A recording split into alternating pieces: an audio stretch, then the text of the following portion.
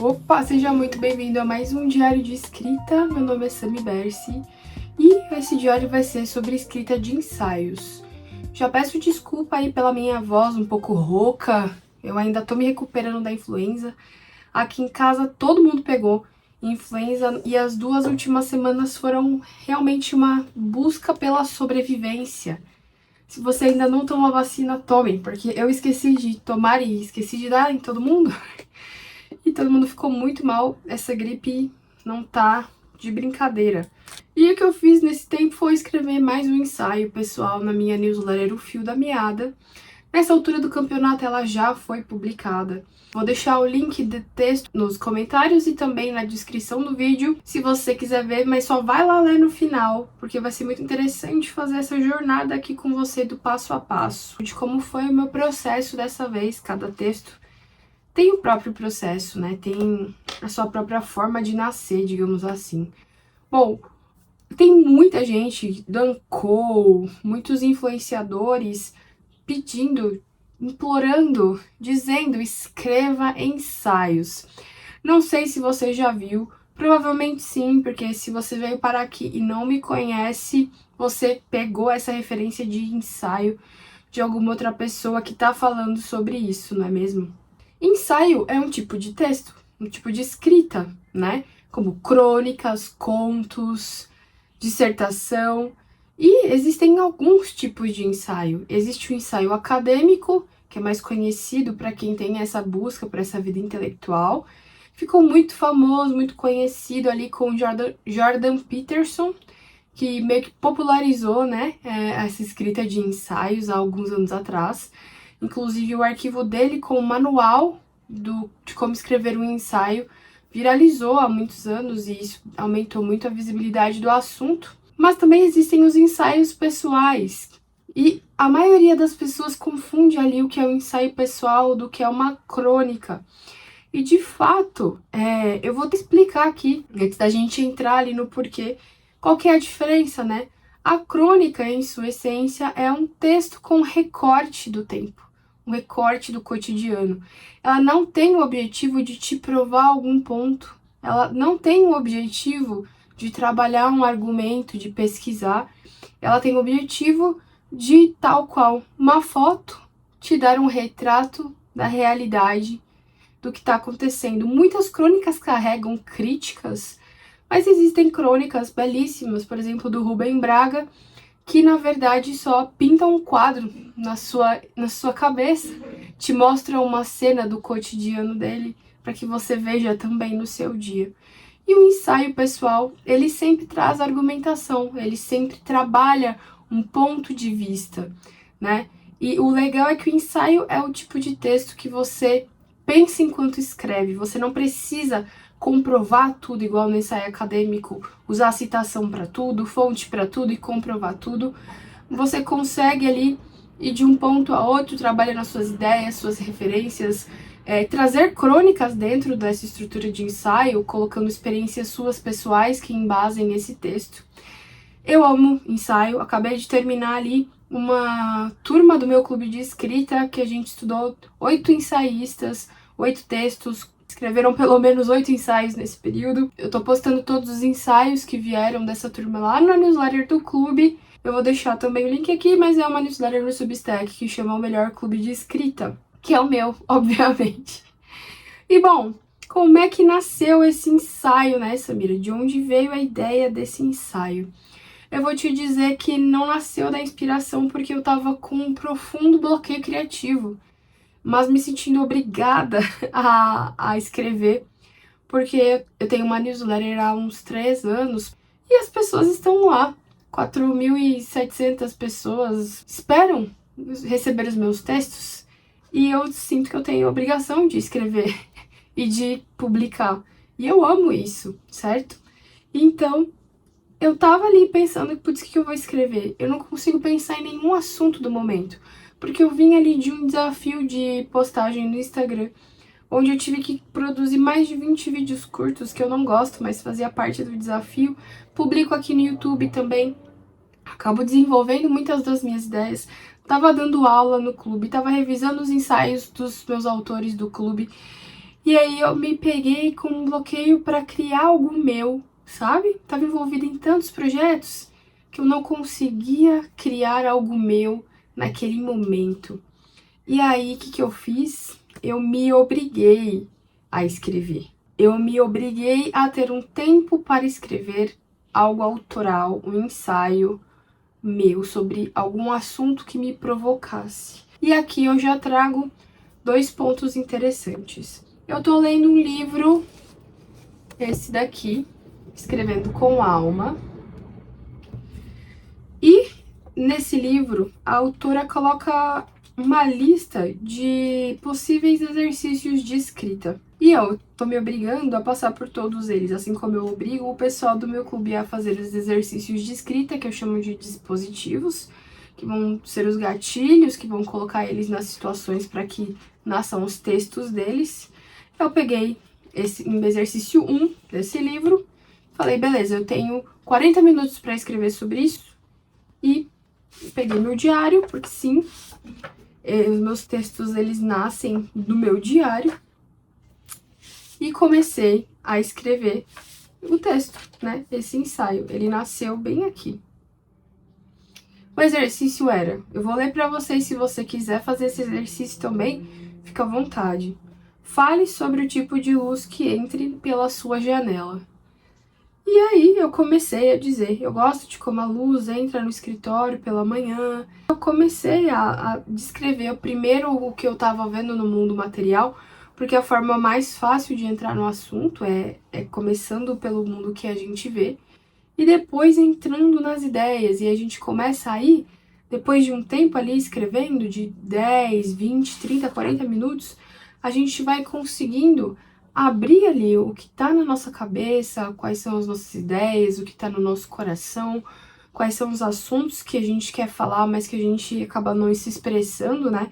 Com esse tanto de conteúdo que a gente consome diariamente, em qualquer mídia social, tudo é informação, tudo tem muito volume, e às vezes a gente não para pra pensar por que eu quero dizer, o que eu penso. Será que é o que me falta pensar sobre algum assunto que eu quero dizer? Será que tem alguma coisa que eu preciso pôr pra fora? Então, nesse momento, eu faço isso. O texto não sai pronto, obviamente. Infelizmente, meu tempo é curto e eu escrevo durante bastante tempo para sair o ensaio. Não sai em 10, 15, 20, 40 minutos, né? Mas ali com a direção, eu consegui focar e fazer uma primeira versão desse texto.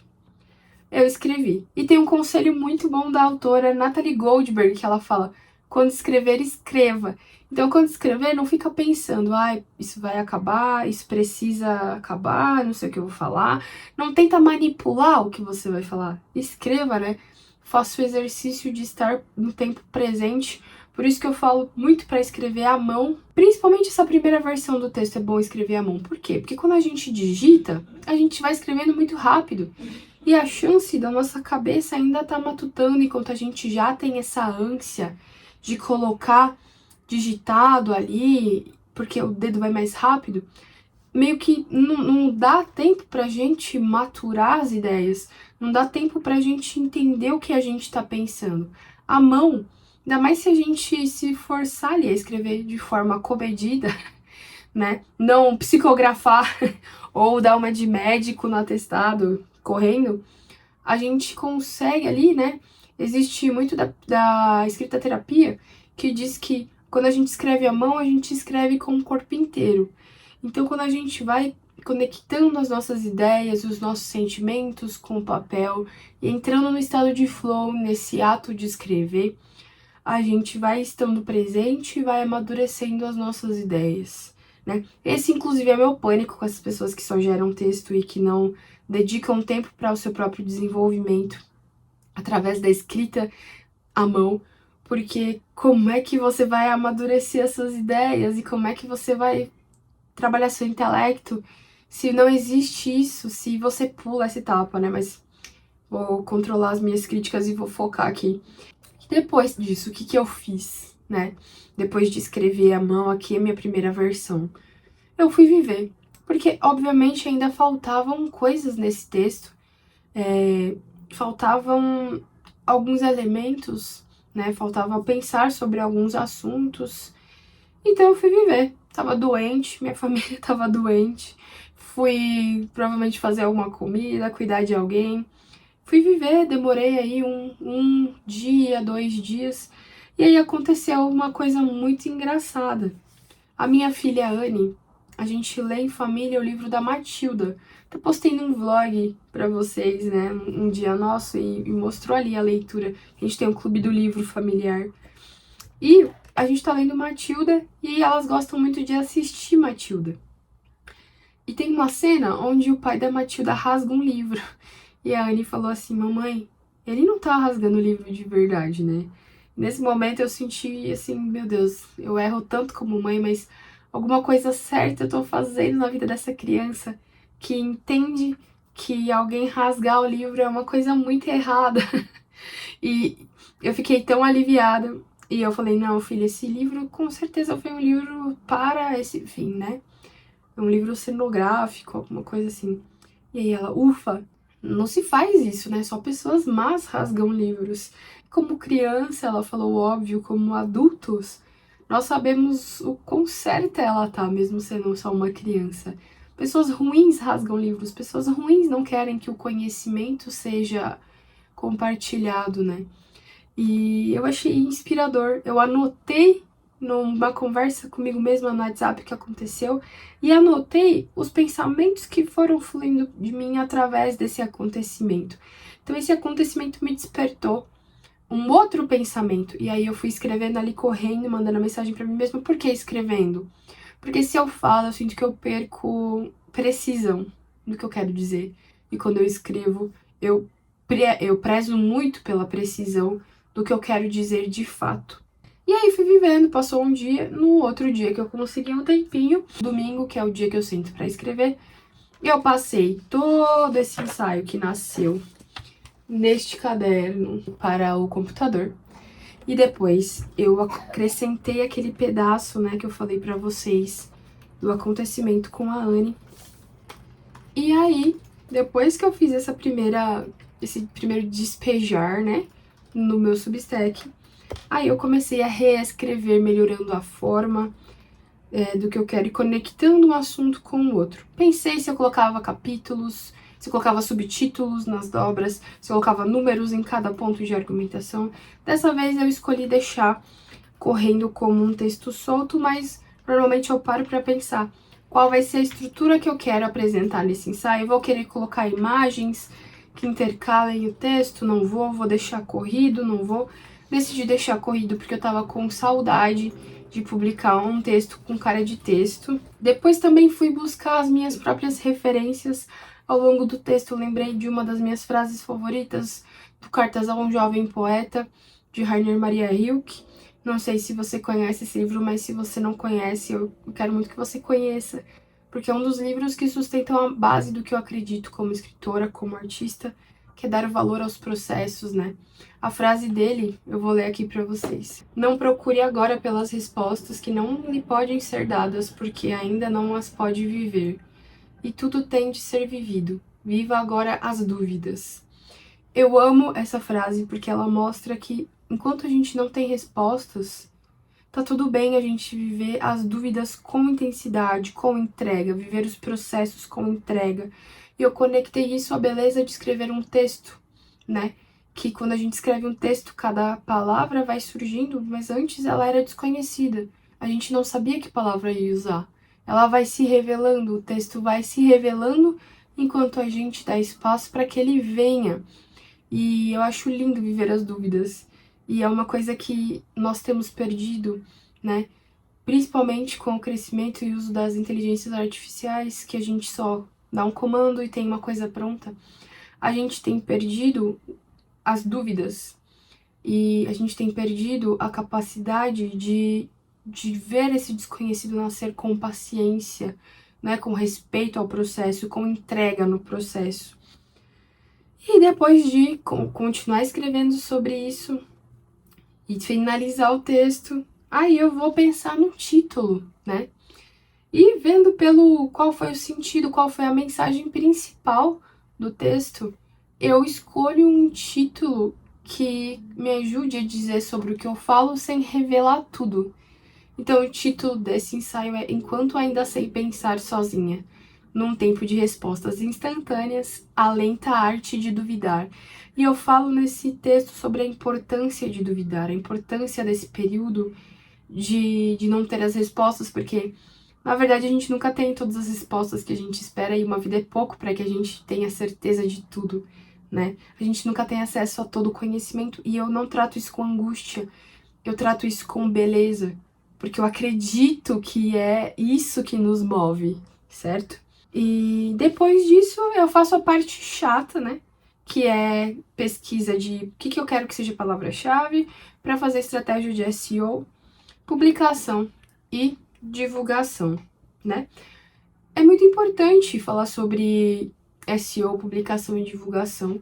Agora eu preciso correr para fazer a janta, mas eu volto aqui nesse diário de escrita para falar sobre isso com vocês e ainda dar uma dica ali de uma coisa que eu fiz que vai me ajudar muito a saber os próximos temas que eu vou falar aqui no canal e também na minha newsletter. Se você ficou até aqui, deixe o seu like, se inscreva no canal. A gente tá muito perto de chegar a 2.000 inscritos e é claro que eu não me movo pelas métricas, mas eu tenho minhas próprias metas, né? É bom pra gente continuar motivado. Então, assim, faltam, sei lá, 15 pessoas pra gente chegar a 2.000 inscritos. Compartilha este canal com alguém que gosta de escrever, que gosta de processo, de newsletter, processo criativo. Tenho certeza que se pelo menos uma pessoa que assiste esse vídeo compartilhar com outra pessoa ou na própria rede social, a gente vai chegar a 2.000 inscritos bem rapidinho. Então é isso. Eu volto pra falar ainda sobre aqueles pontos que eu combinei com vocês.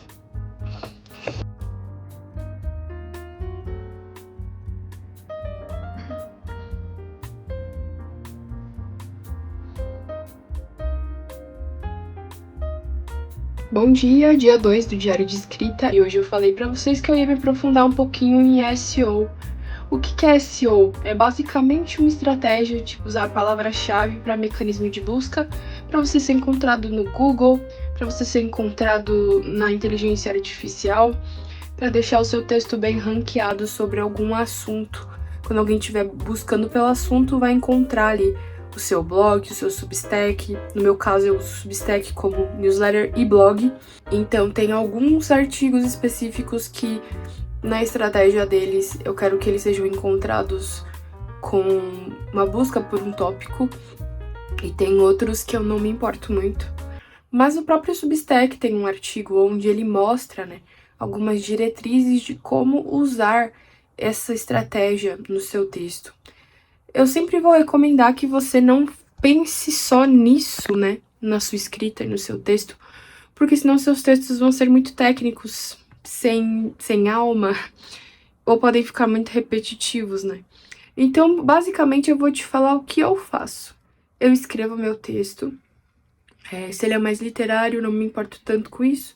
Se ele é mais técnico, eu uso de forma normal os termos, eu não sou o tipo de pessoa que fica contando o número de palavras-chave que aparecem. Eu sei que para ranquear bem um artigo sobre algum assunto específico, no começo do texto é muito importante que eu seja clara e objetiva sobre o motivo daquele texto.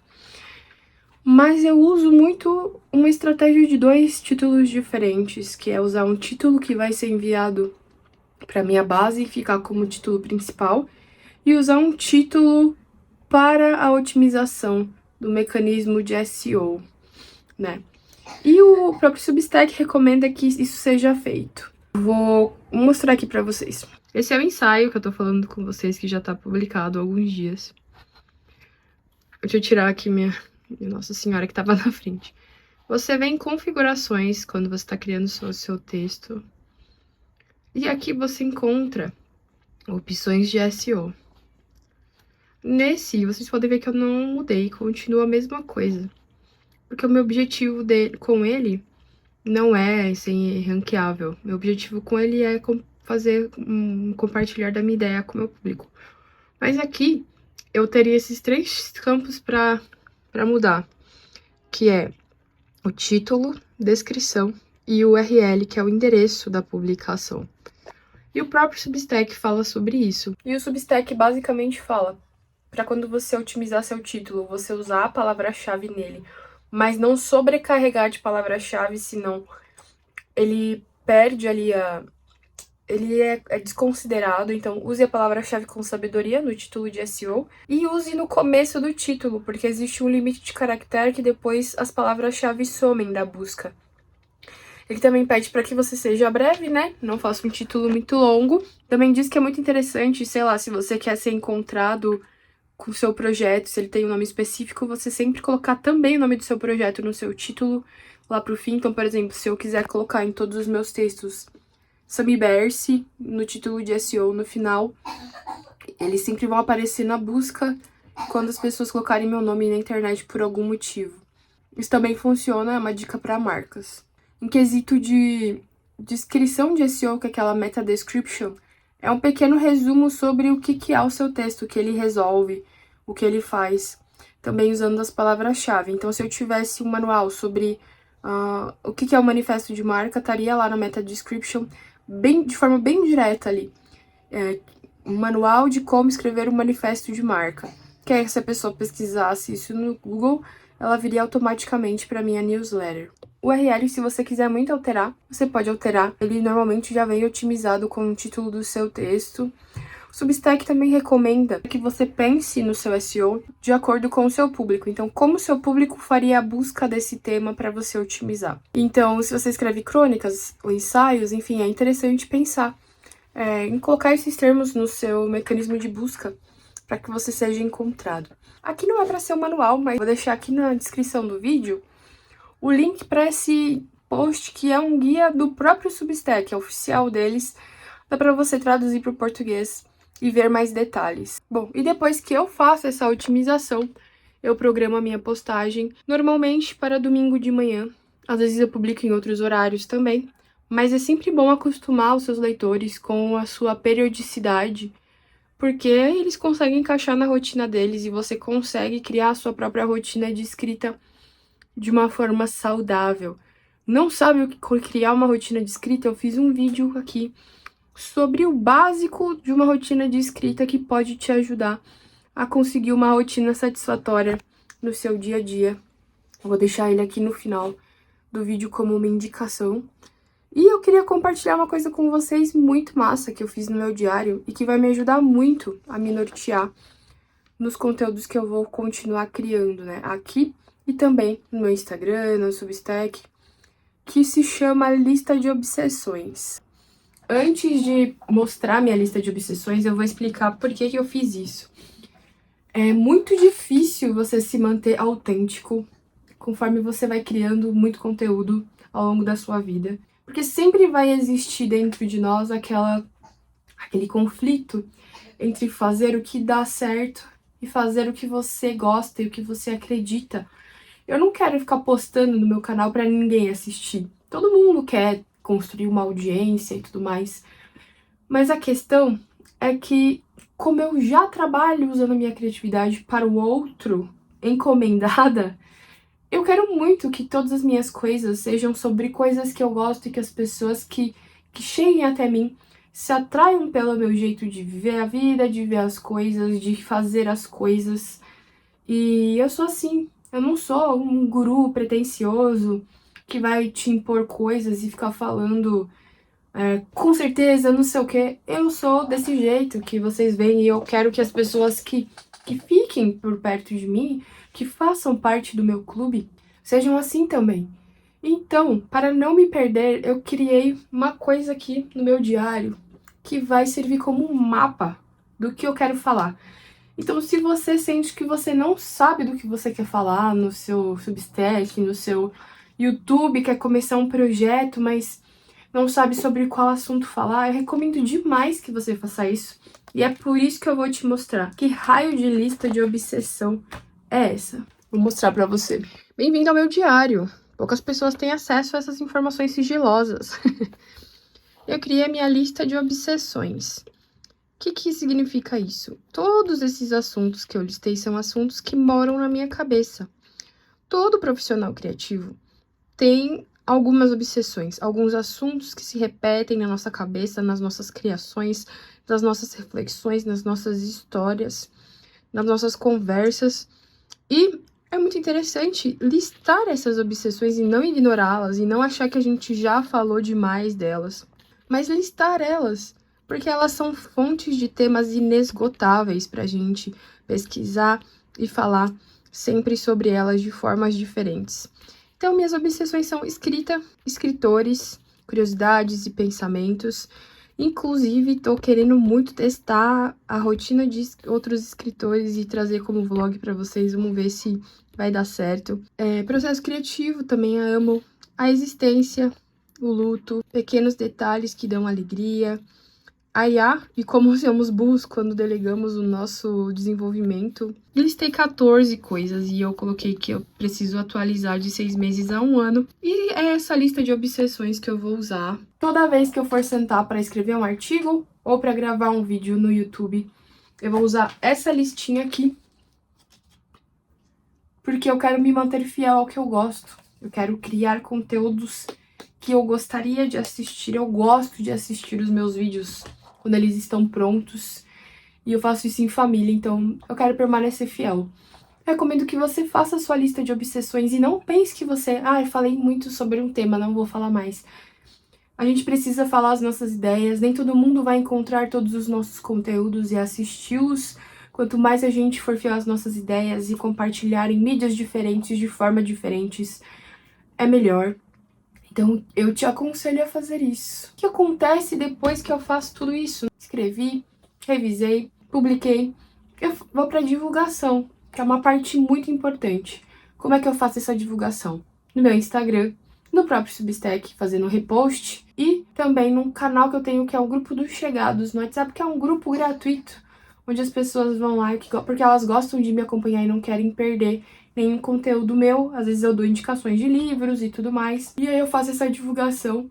E uma coisa muito importante é não abandonar as pessoas nos comentários. Eu não consigo responder todo mundo, mas pelo menos um coraçãozinho eu deixo para as pessoas saberem que eu valorizo a opinião delas e o partilhar delas ali comigo, né, no Substack. Eu preciso voltar a reservar um tempo específico para responder as pessoas no meu Substack, mas eu não gosto de responder qualquer coisa, entende? Eu gosto de realmente conversar ali. E é um momento muito gostoso. É um dos momentos que eu mais gosto, na verdade.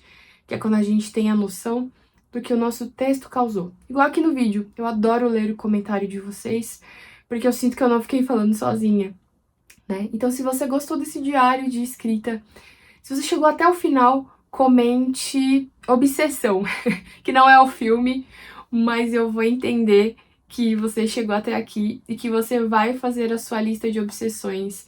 Eu espero que você faça para você começar a descobrir do que você gosta de falar e você ter sempre para onde voltar quando você sentir que não tem ideia, que não tem do que falar, que eu vou buscar fazer isso também.